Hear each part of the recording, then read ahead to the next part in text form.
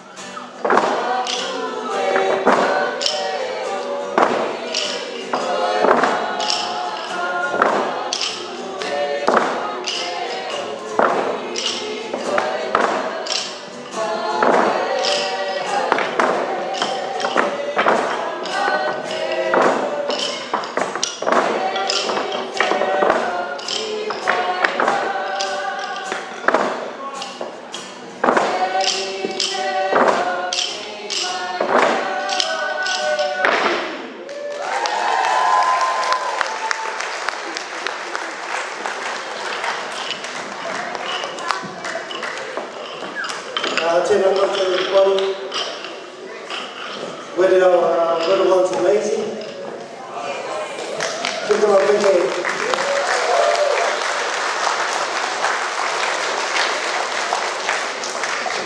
It's challenging enough as an adult to be able to stand in front of our audience, so you can imagine what difficult it is for our little ones. So at this time I'd just like to acknowledge all the little ones in the ward that have performed tonight, and those who are about to perform on behalf of Franksmere Second Ward and Mihimu tēnei kia koutou katoa.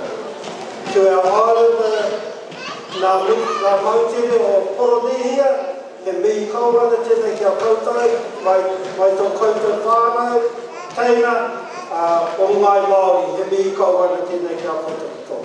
Nō reira, ka tai mai te waiata whakamutunga o mātou, te waka tuarua, o te hunga tapu o pāhara keke, e waiata ana ki a koutou katoa i tēnei pō. Nō reira, tēnā koutou, ki hei!